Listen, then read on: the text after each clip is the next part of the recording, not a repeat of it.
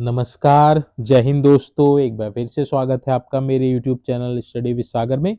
आशा करता हूँ आप सभी लोग अच्छे होंगे, आपकी तैयारी अच्छी चल रही होगी। देखिए, आबकारी सिपाही और परिवर्तन सिपाही, साथ में आबकारी सब इंस्पेक्टर का जो एग्ज़ाम है वह 31 जनवरी 2024 को निर्धारित है। उससे पहले आपका फिजिकल करवाया जाएगा। 31 जनवरी 2023 को आपका 24 को आपका रिटर्न एग्ज़ाम होने वाला है। तो देखिए, समय आपके पास बहुत ही कम बचा है, तो आप जो अपनी तैयारी है उसको ज़ोरों शोरों में लग जाइए। आप रिटर्न एग्ज़ाम की तैयारी अच्छे से कर लीजिए, साथ में अपनी फिजिकल की भी तैयारी कर लीजिए। देखिए, रीजनिंग के संबंध में क्वेश्चन आ रहे थे कि सर रीजनिंग किस तरह की आएगी, तो उसके संबंध में 2 वीडियो ऑलरेडी बना के चैनल पे डाली गई हैं। जिस तरह के क्वेश्चन आयोग पूछता है, सेम उसी पैटर्न पे 2 वीडियो बनाई गई हैं, आप उनको देख लीजिएगा। वो जितने भी क्वेश्चन है वे प्रीवियस ईयर में आए हुए हैं, तो इसी तरह के क्वेश्चन आपको इस बार भी परीक्षा में देखने को मिलेंगे। तो ज़्यादा एफर्ट करने की जरूरत नहीं है, आप केवल उन वीडियोस को देख लीजिएगा, आपको उससे बहुत हेल्प मिलेगी। साथ में देखिए, इस वीडियो में हम बात करेंगे पॉलिटिकल साइंस के जो क्वेश्चन पूछे जाते हैं आयोग द्वारा, तो उनके संबंध में हम लोग इस वीडियो में बात करेंगे, किस तरह के क्वेश्चन वह पूछे जाते हैं। तो ये जितने भी इम्पोर्टेंट क्वेश्चन पॉलिटिकल साइंस से हैं वह इस वीडियो में चर्चा की गई है उन पे, तो आप वीडियो को अंत तक ये देखिएगा, क्योंकि इसी तरह के क्वेश्चन आपको देखने को मिलेंगे। और ये जितने भी क्वेश्चन हैं यह प्रीवियस ईयर में आयोग द्वारा परीक्षा में पूछे गए हैं, तो चांसेस रहते हैं कि क्वेश्चन रिपीट होने के चांसेस रहते हैं। तो आप इस वीडियो को देख लीजिएगा, क्योंकि इसमें से आपको क्वेश्चंस परीक्षा में देखने को जरूर मिलेंगे। तो देखिए, चलिए स्टार्ट करते हैं। अब पहला क्वेश्चन हम लोग देख लेते हैं। पहला क्वेश्चन है, निम्नलिखित में से कौन दिसंबर 1953 में गठित फजल अली आयोग का सदस्य नहीं था। तो देखिए, दिसंबर 1953 में गठित फजल अली आयोग जो था उसमें 3 सदस्य शामिल थे। वह थे आपके फजल अली और के एम पनीकर और एच एन कुंजरू।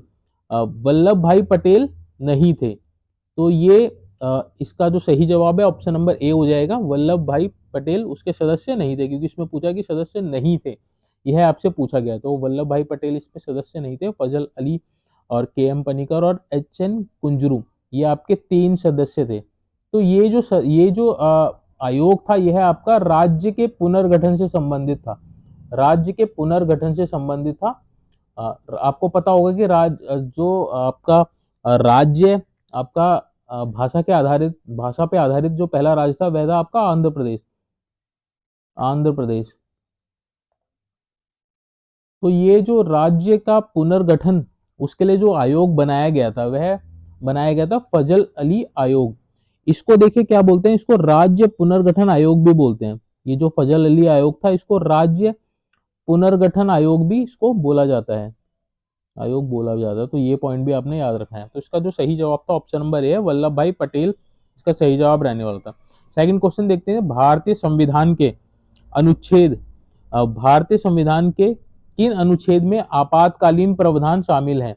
आपातकालीन प्रावधान किस अनुच्छेद में शामिल है। तो इसका जो सही आंसर है ऑप्शन नंबर बी है, अनुच्छेद 352 से 360। अनुच्छेद 352 से 360 तक आपके आपातकालीन प्रावधान शामिल किए गए हैं। तो देखिए, भारत के संविधान के भाग 18 में संविधान का जो भाग 18 है उसमें आपके आपातकालीन प्रावधान से संबंधित है, अनुच्छेद 352 से 360। ठीक है। ये प्रावधान केंद्र सरकार को किसी भी असामान्य स्थिति में प्रभावी ढंग से निपटने में मदद करता है। तो अगर कोई भी इस तरह की परिस्थिति आ जाती है तो उनको प्रभावी ढंग से निपटने के लिए ये प्रावधान संविधान में शामिल किए गए हैं भाग 18 के अंतर्गत। तो इसका जो सही आंसर है ऑप्शन नंबर बी है, अनुच्छेद 352 से 360। नेक्स्ट आपका क्वेश्चन नंबर 3 है, भारत के नियंत्रक एवं महालेखा परीक्षक यानी कि कैग का अधिकतम कार्यकाल कितने वर्ष का होता है। ऑप्शन दे रखा है 2 साल, 3 साल, 5 साल, 6 साल। तो इसका जो सही आंसर है ऑप्शन नंबर 6 है। तो जो महालेखा परीक्षा भारत के जो नियंत्रक एवं महालेखा परीक्षा कैग होते हैं उनका अधिकतम कार्यकाल 6 साल या फिर 65 वर्ष, जो चीज भी पहले हो जाए, या तो 6 साल का कार्यकाल हो जाए या फिर उनकी 65 वर्ष की आयु पूरी हो जाए, तो ये इनका कार्यकाल रहता है। तो देखिए, जो कैग है, कैग जो है आपके जो भारत के नियंत्रक एवं महालेखा परीक्षा है, इनको शपथ कौन दिलाता है? इनको शपथ दिलाते हैं राष्ट्रपति। तो ये भी क्वेश्चन बनता है, आप इसको भी देख लीजिएगा, राष्ट्रपति इनको शपथ दिलाते हैं। तो ये भी एक क्वेश्चन बनता है। थर्ड क्वेश्चन ये था, इसका सही जवाब है ऑप्शन नंबर डी 6 साल। नेक्स्ट अगला क्वेश्चन देखते हैं, भारतीय संसद के दोनों सदन की संयुक्त बैठक कौन बुलाता है?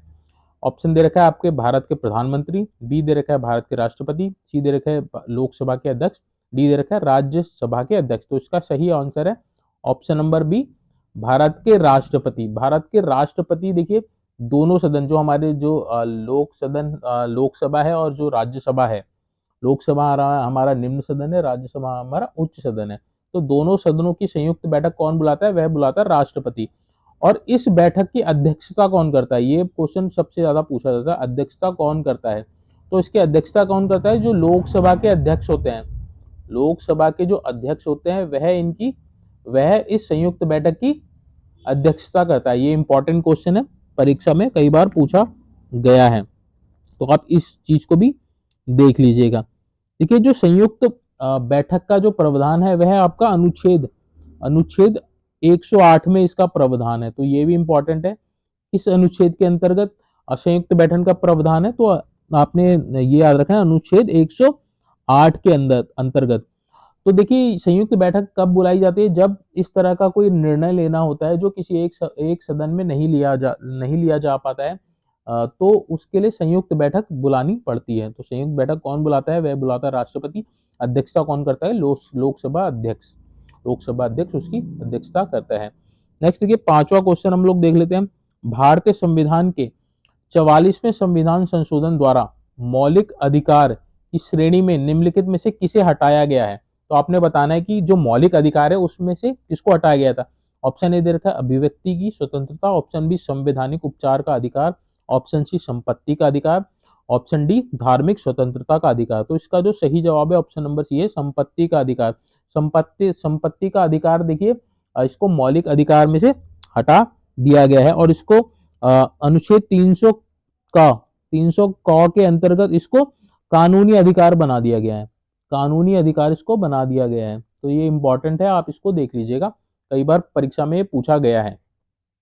नेक्स्ट देखिए, अगला क्वेश्चन देखते हैं, राष्ट्रीय आपात के दौरान निम्नलिखित में से अनुच्छेद को निलंबित नहीं किया जा सकता है। तो आपने ये बताना है कि राष्ट्रपति आपात जब लगता है तो किस अनुच्छेद को निलंबित नहीं किया जा सकता है। क्योंकि देखिए, राष्ट्रपति आपातकाल जब लगता है तो जो आपके मौलिक अधिकार होते हैं उनको भी निलंबित कर दिया जाता है, पर किन मौलिक अधिकारों को आप निलंबित नहीं कर सकते? इसका जो सही आंसर है ऑप्शन नंबर ए है, अनुच्छेद 20 और 21 इनको निलंबित नहीं किया जा सकता है।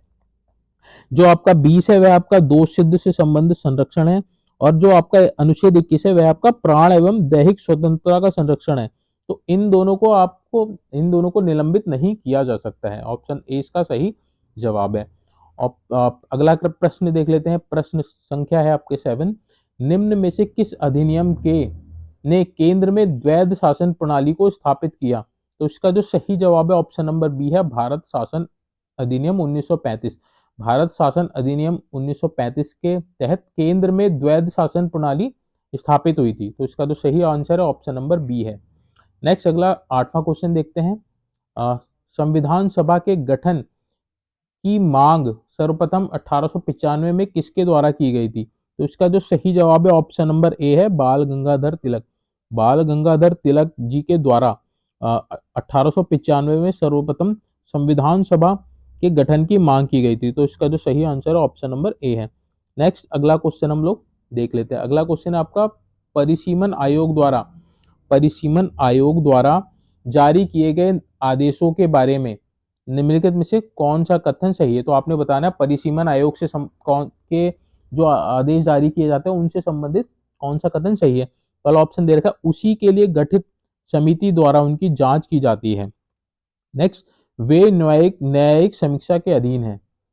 सी है आपका, वे अंतिम है और किसी भी अदालत में चुनौती नहीं दी जा सकती है। ऑप्शन डी, उपयुक्त में से कोई नहीं। तो इसका जो सही जवाब है ऑप्शन नंबर सी है, इनके जो आदेश होते हैं वह अंतिम और किसी भी अदालत में चुनौती नहीं दी जा सकती, इनके जो आदेश होते हैं परिसीमन आयोग के। नेक्स्ट अगला क्वेश्चन देखते हैं हम।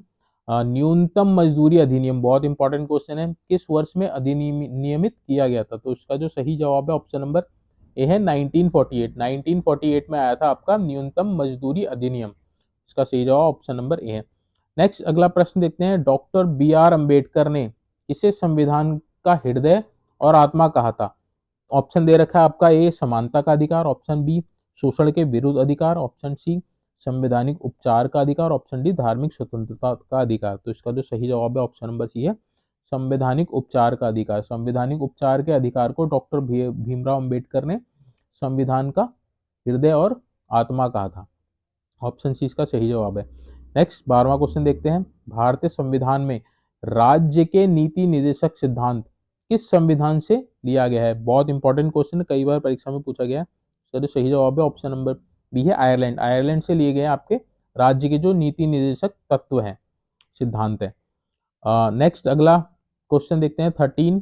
भारत के सर्वोच्च न्यायालय में वर्तमान में न्यायाधीशों की संख्या कितनी है? तो इसका जो सही जवाब है ऑप्शन नंबर बी है 31। इस समय 31 न्यायाधीश हैं आपके भारत के सर्वोच्च न्यायालय में। नेक्स्ट अगला क्वेश्चन देखते हैं। निम्नलिखित में से कौन सा अनुच्छेद राष्ट्रपति की क्षमादान शक्ति से संबंधित है? तो आपने बताना है कि राष्ट्रपति के पास जो समाधान की जो शक्ति होती है वो किस अनुच्छेद के अंतर्गत उनको प्रदान की गई? तो इसका जो सही जवाब है ऑप्शन नंबर सी है अनुच्छेद 72 के अंतर्गत। अनुच्छेद 72 के अंतर्गत किसी भी व्यक्ति को समाधान देने की जो शक्ति है वह राष्ट्रपति के पास है। तो इसका सही जवाब है ऑप्शन नंबर सी है 72। नेक्स्ट देखिए 15वां क्वेश्चन। पंचायत प्रणाली को अपनाया गया था, तो पंचायत प्रणाली को अपनाने का कारण क्या था? ऑप्शन ए है आपका लोकतंत्र की शक्ति का विकेंद्रीकरण, ऑप्शन बी लोगों के को राजनीति के प्रति जागरूक करना, ऑप्शन सी किसानों को शिक्षित करना, ऑप्शन डी इनमें से कोई नहीं। तो इसका जो सही जवाब है ऑप्शन नंबर ए है लोकतंत्र की शक्ति का विकेंद्रीकरण पंचायती प्रणाली का उद्देश्य था। तो ये बहुत इंपॉर्टेंट क्वेश्चन है, कई बार परीक्षा में पूछा गया है। नेक्स्ट आपका क्वेश्चन है 16। नीति आयोग कब लागू हुआ था? तो देखिए पहले आपका योजना आयोग चलता था, आपको पता होगा योजना आयोग चलता था, उसको खत्म करके आपका क्या लेके आया गया था? नीति आयोग लेके आया गया था। नीति आयोग लेके आया था। कब आया था? ये आया था आपका 1 जनवरी 2015 में नीति आयोग आया था। तो इसका जो सही जवाब है ऑप्शन नंबर सी हो जाएगा 1 जनवरी 2015। नेक्स्ट अगला क्वेश्चन हम देखते हैं। मौलिक कर्तव्यों का उल्लेख निम्नलिखित में किया गया है, तो आपने बताना है कि मौलिक कर्तव्यों का उल्लेख आपका किस में किया गया है? तो देखिए मौलिक कर्तव्यों का जो आपका उल्लेख है वह आपका भाग, इसका जो सही जवाब है ऑप्शन नंबर ए है भाग 4 ए में मौलिक कर्तव्यों का उल्लेख आपका किया गया था। नेक्स्ट अगला क्वेश्चन हम लोग देख लेते हैं। अगला क्वेश्चन आपका क्या है? अगला आपका 18वां जो क्वेश्चन है। भारतीय संविधान का कौन सा अनुच्छेद कहता है कि भारत में एक चुनाव आयोग होगा? तो आपने बताना है कि किस अनुच्छेद के अंतर्गत यह बताया गया कि भारत का एक चुनाव आयोग होगा। तो इसका जो सही जवाब है ऑप्शन नंबर सी रहने वाला है 324 अनुच्छेद कहता है कि भारत का एक आपका चुनाव आयोग होगा। भारत का एक चुनाव आयोग होगा जो आपके देश के जो भी चुनाव कोऑर्डिनेट कराएगा वह यह चुनाव आयोग कराएगा। तो ये 324 के अंतर्गत है, इंपॉर्टेंट अनुच्छेद है, आप देख लीजिएगा इसको। नेक्स्ट प्रश्न 19 है। राज्य के नीति निर्देशक सिद्धांतों का उल्लेख भारतीय संविधान में डैश में किया गया है। तो आपने बताना है कि इसमें से कौन सा सही जवाब है। तो इसका जो सही जवाब है ऑप्शन नंबर डी है भाग 4। राज्य के नीति निर्देशक सिद्धांतों का उल्लेख भारतीय संविधान के भाग 4 में उल्लेखित है। नेक्स्ट अगला क्वेश्चन हम लास्ट जो क्वेश्चन है वह देख लेते हैं। संविधान का निम्नलिखित में से कौन सा अनुच्छेद समान नागरिक संहिता स्थापित करने का निर्देश देता है? तो आपने बताना संविधान का कौन सा अनुच्छेद समान नागरिक संहिता स्थापित करने का निर्देश देता है। तो देखिए उत्तराखंड में आजकल ये बहुत चल भी रहा है, हाईलाइटेड विषय है कि जो हमारी जो सरकार है वह जल्द ही समान नागरिक संहिता का कानून लेके आने वाली है। तो ये इंपॉर्टेंट भी हो जाता है, परीक्षा में पूछा भी जा सकता है। तो ये आपका अनुच्छेद 44 के अंतर्गत है, अनुच्छेद 44 के अंतर्गत है आपका। तो इसका जो सही जवाब हो जाएगा ऑप्शन नंबर सी हो जाएगा अनुच्छेद 44 समान नागरिक संहिता से संबंधित है। तो देखिए ये थे इंपॉर्टेंट क्वेश्चन जो परीक्षा में पूछे जा सकते हैं पॉलिटिकल साइंस से रिलेटेड। तो आप इनको पढ़ लीजिएगा और इनको जरूर देख लीजिएगा। और अगर आपको पीडीएफ चाहिए होगी इन क्वेश्चंस की, आप मैं डिस्क्रिप्शन में लिंक डाल दूंगा, आप वहाँ से उसको डाउनलोड कर सकते हैं, या फिर आप टेलीग्राम में इसको रिक्वेस्ट कर सकते हैं, वहाँ मैं आपको शेयर कर दूंगा। बाकी आप अपनी तैयारी को देखिए कंटिन्यू रखिए, समय आपके पास बहुत कम बचा है, और अपनी जितने भी विषय हैं आप सब उसको टॉपिक वाइज पढ़ लीजिएगा, सिलेबस के अकॉर्डिंग पढ़ लीजिएगा। होप सो आपको वीडियो अच्छी लगी होगी। वीडियो अगर अच्छी लगी तो प्लीज़ वीडियो को लाइक कीजिएगा, चैनल को ज़्यादा से ज़्यादा सब्सक्राइब कीजिएगा, ताकि और भी इंपॉर्टेंट सब्जेक्ट आपको रेगुलरली मिल सके। Thank you so much for watching this video.